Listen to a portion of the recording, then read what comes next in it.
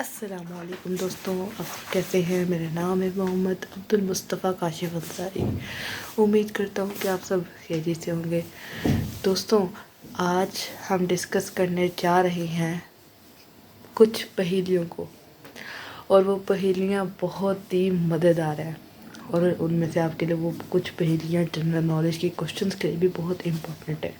لیکن اس کو ڈسکس کرنے سے پہلے آپ لوگوں سے ہمیشہ میں یہی بات کرتا ہوں کہ میرے اس پیج کو فیس بک کے فالو کر دیں، میری ویڈیوز کو لائک کریں، شیئر کریں، آگے سے آگے جتنا اس کا شیئر کرتے جائیں، اور میرے یوٹیوب چینل کو بھی جا کر لائک، شیئر، سبسکرائب اور بیل آئیکن کے بٹن کو دبا دیں اگر آپ لوگوں نے میری ویڈیوز کو دیکھنا ہے۔ اگر آپ لوگ چاہتے ہیں کہ ہمیں آپ لوگوں کو بر وقت میری ویڈیوز مل جائے تو اس کے لیے آپ لوگوں کو میرے چینل کو سبسکرائب کرنا ہوگا اور بیل آئیکن کے بٹن کو دبانا ہوگا۔ تو شروع کرتے ہیں اپنی آج کی اس ویڈیو کو، اور اب میں آپ کو اس ویڈیو کے ٹاپک کا بھی بتاتا ہوں۔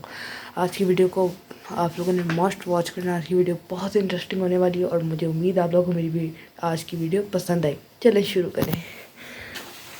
جی، تو پہلی پہیلی ہے، انسانی جسم کا وہ کون سا حصہ ہے جو چوٹ لگنے پر جلدی ٹھیک ہو جاتا ہے؟ یعنی آپ کے بہت سے جسم کے اعضاء ہیں جن میں آپ کو کبھی چوٹ لگ جاتی ہے، تو سردیوں میں جب آپ کو لگتی ہے تو آپ کو کافی تکلیف پہنچتی ہے، تو وہ کون سا اعضاء ہے جس پر جب آپ کو چوٹ لگتی ہے تو وہ اسی ٹائم فوراً یا جلدی ٹھیک ہو جاتا ہے؟ آپ یہ کہہ سکتے ہیں اس اعضاء کا نام ہے زبان۔ زبان آپ کا جسم کا ایک حصہ ہے، ایک اعضاء ہے جو سب سے جلدی آپ کے جسم کے تمام پارٹ سے، تمام حصوں سے ٹھیک ہو جاتا ہے۔ ڈسکس کرتے ہیں سیکنڈ پہیلی کو۔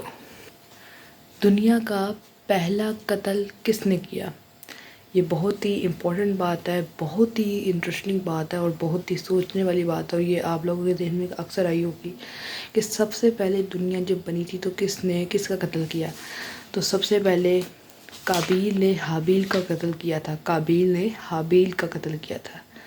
یہ دو تھے، بھائی تھے، ان دونوں میں سے ایک نے یعنی قابیل نے حابیل کو مار دیا تھا، تو اس وجہ سے ان کو دنیا کا پہلا قاتل، اور جس کا اس نے قتل کیا تھا قابیل نے، جس کا قتل حابیل کا، ان دونوں کا بہت ہی ذکر آتا ہے کافی کتابوں میں، لغت وغیرہ میں بھی کافی ذکر ہے، تو یہ بھی بہت امپورٹنٹ کوشچن تھا۔ اب ڈسکس کرتے ہیں تیسری پہیلی کو۔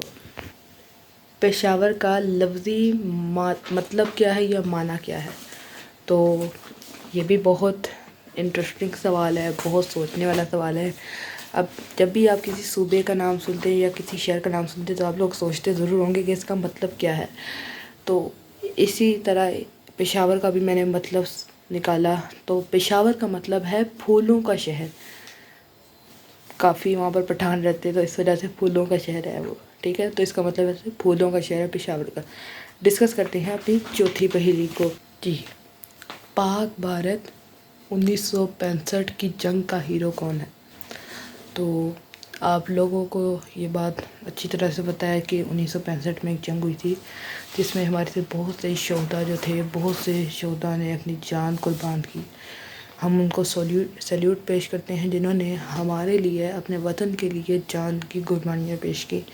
ان میں تو بہت سے ویسے شہدا ہیں جن میں میجر طفیل محمد، پھر راشد منہاس وغیرہ بہت سے آتے ہیں، لیکن جن کو ہیرو قرار دیا گیا تھا ان کا نام تھا میجر عزیز بھٹی شہید، ٹھیک ہے؟ اب ڈسکس کرتے ہیں اگلی پہیلی کو۔ جی، اسٹیٹ بینک آف پاکستان کی پہلی گورنر خاتون کون تھی؟ اب یہ بات تو آپ سب کو پتہ ہے کہ اسٹیٹ بینک لوکیٹڈ کہاں پر ہے؟ فیصل آباد میں، پاکستان کے مانچسٹر میں۔ تو اس کا مطلب یہ بات ہم سب کو پتہ ہونی چاہیے کہ پہلی گورنر جو اسٹیٹ بینک کی تھیں ان کا نام تھا ڈاکٹر شمشاد اختر۔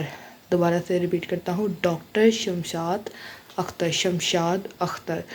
یہ بات بھی آپ سب کو پتہ ہونی چاہیے کیونکہ جب ہم نوٹ دیکھتے ہیں تو نوٹ پہ ہر ایک گورنر کا نام لکھا ہوتا ہے جو کہ اسٹیٹ بینک کا ہوتا ہے، تو یہ بات بھی اپنی ذہن نشین کر لیں۔ اور آج کی کوئی اچھی بات ڈسکس کرتے ہیں۔ جی، تو ہمارا جو ٹاپک ہے آج کی اچھی بات کا، اس کا نام ہے دعا کی اہمیت و فضیلت۔ دوستوں، جب آپ کوئی دعا کرتے ہیں اللہ تعالیٰ سے تو اللہ تعالیٰ کا جب دل کرتا ہے، یعنی اللہ تعالیٰ کو پتہ ہوتا ہے کہ ہمارے ساتھ کیا ہونا ہے، تو اللہ تعالیٰ اس دعا کو اسی وقت قبول فرماتا ہے جب ہمارے لیے وہ دعا صحیح ہو۔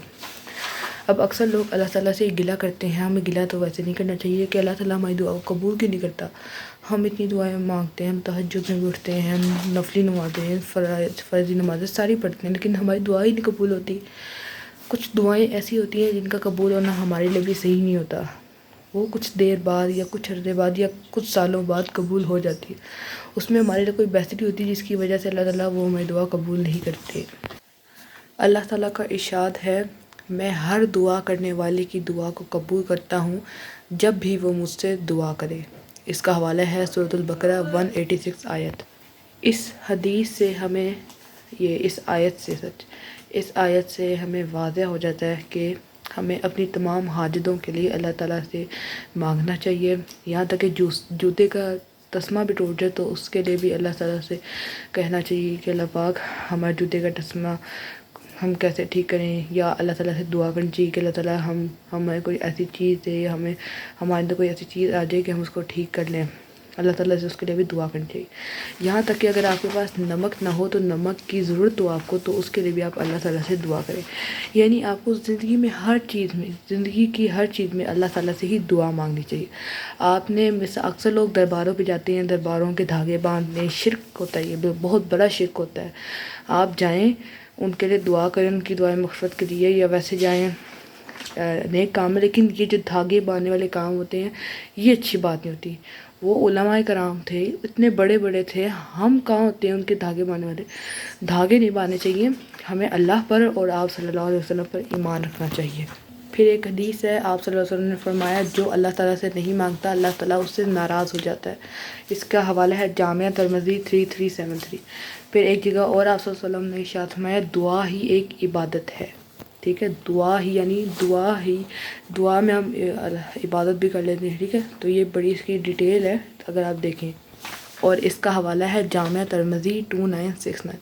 دوستوں، ہم نے جو آج ساری باتیں ڈسکس کی، پہلے پہلیاں، وہ آپ نے ان کے جوابات بھی میں نے آپ کو بتا دیے، آپ لوگوں نے ان کو سمجھنا ہے، بس انڈرسٹینڈ کرنا، میری ویڈیو کو لائک شیئر لازمی کرنا ہے۔ اور دوسرا، جو ہم نے آج کی اچھی بات کی آپ نے اس کو بھی سمجھنا ہے کہ میں نے آج کیا بات کی، صرف ویڈیو دیکھ کے بس نہیں کر دینی، اللہ پر یقین کرنا ہے، اللہ پر یقین رکھنا ہے۔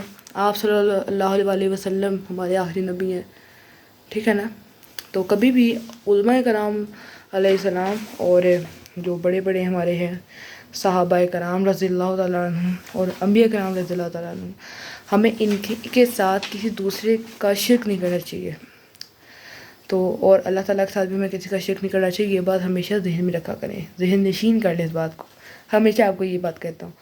اچھا، دوسری بات، میں آپ کو 2 پکچرز دکھانے لگا ہوں، ان 2 پکچرز کو دیکھیے، آپ لوگوں نے آج سے ہی اللہ تعالیٰ پر یقین رکھ لینا ہے اور آپ صلی اللہ علیہ وسلم پر درود بھیجنا ہے۔ دکھاتا ہوں میں آپ کو وہ آج کی 2 تصویریں جو کہ اس ویڈیو کو سب سے خوبصورت بنا دیں گی۔ چلیں دکھاتا ہوں آپ کو بھی۔ جی دوستوں، یہ ہے وہ نام، آپ کو کیمرے میں تھوڑا سا الٹا دکھائی دے رہا ہوگا، یہ ہوتا ہے اکثر کیمراز میں، لیکن یہ وہ اس ہستی کا نام، اس کائنات کو بنانے والے آقا کا نام ہے، مالک کا نام ہے، اس کا نام ہے اللہ سبحانہ و تعالی۔ اس پر یقین رکھ لیں، یقین جانیں، آپ کی تمام حاجتیں پوری ہو جائیں گی، جتنی ضرورتیں ہیں، جن کے لیے آپ دعا کرتے ہیں، جس چیز کے لیے آپ دعا کرتے ہیں، وہ تمام دعائیں آپ کی اسی وقت قبول ہوں گی۔ اور دوسرے ہمارے آخری نبی، میں آپ کو ان کا بھی نام دکھاتا ہوں۔ جی، یہ ہے ہمارے آخری نبی حضرت محمد صلی اللہ علیہ وسلم کا نام۔ ضرور کمنٹ سیکشن میں سبحان اللہ لکھیے گا، یہ ان ہستیوں کا نام ہے جن کے لیے کوئی الفاظ نہیں ہے، اتنے خوبصورت نام، کوئی الفاظ نہیں میرے پاس۔ تو ضرور میری ویڈیو کو شیئر کریں اور بھی غیر مسلموں تک میری ویڈیو کو پہنچائیں۔ امید ہے آپ کو میری آج کی ویڈیو پسند آئی ہوگی۔ ملیں گے اگلی ویڈیو میں، لیکن اس سے پہلے میرے یوٹیوب کے چینل پر جا کر سبسکرائب کر دیں، ابھی تک صرف 2 سبسکرائبر ہیں، اتنی اچھی ویڈیوز بنا رہا ہوں، جا کے میرے یوٹیوب کے چینل کو بھی سبسکرائب کر دیں اور بیل آئیکن کے بٹن کو دبانا آپ سے نہیں بھولنا، اور فیس بک کے میرے پیج کو بھی لائک، شیئر اور فالو کر دیں۔ ملیں گے اگلی ویڈیو میں، اب تک کے لیے اتنا ہی، اللہ حافظ۔